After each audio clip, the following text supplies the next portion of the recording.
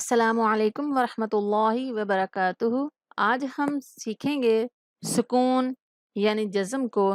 سکون اس طرح مڑا ہوا ہوتا ہے، دال کی صورت میں ہوتا ہے، یا جو عربی میں جیسے 8 لکھا جاتا ہے اس صورت میں لکھا ہوا ہوتا ہے۔ جس لفظ کے اوپر جزم ہوتی ہے اس کو ساکن کہتے ہیں، اور جس لفظ کے اوپر جزم ہوتی ہے وہ لفظ ہمیشہ اپنے سے پچھلے لفظ کے ساتھ ملا کر پڑھا جاتا ہے۔ ابتدا کرتے ہیں، بسم اللہ الرحمن الرحیم۔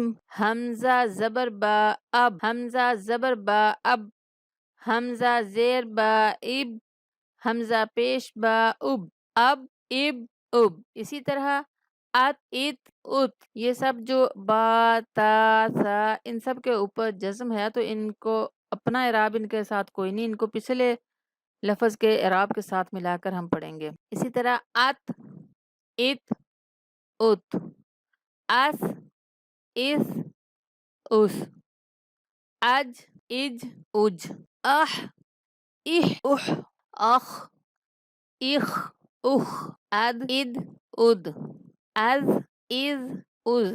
اب زال زا اور ضا میں ڈفرنس کرنا ہے، آپ کو اس چیز کا پتہ ہوگا، اب یاد ہو چکا ہوگا کہ زال نرمی کے ساتھ ادا کیا جاتا ہے، زا سختی کے ساتھ پڑھا جاتا ہے، اور ضا پر کر کے پڑھا جاتا ہے۔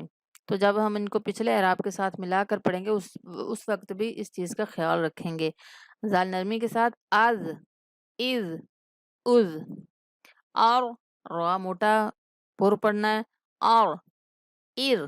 جب را سے پہلے زیر آ گیا تو ہم یہاں پہ را کو باریک پڑھیں گے، ار اور۔ اب یہاں پہ پیش کے ساتھ پر پڑھیں گے، زبر اور پیش کے ساتھ را کو پر پڑھا جائے گا، اور جب را سے پہلے زیر آئے گی تو اس کو باریک پڑھا جائے گا۔ از، زا سختی کے ساتھ سیٹی جیسی آواز کے ساتھ ادا کریں گے، از از از، اس اس اس، سین کو سیٹی جیسی آواز کے ساتھ، اش اش اش، اس، سواد کو پر پڑھنا ہے، اس اس اس۔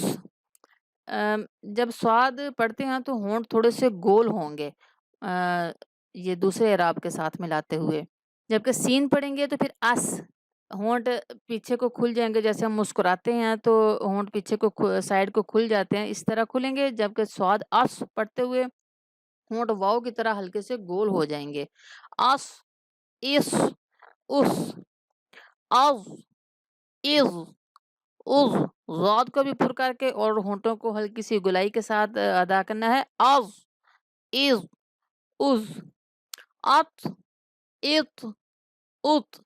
تو آپ کو بھی پورا آواز کے ساتھ پڑھیں گے اور ہونٹوں کو تھوڑی سی گلائی کے ساتھ پڑھیں گے۔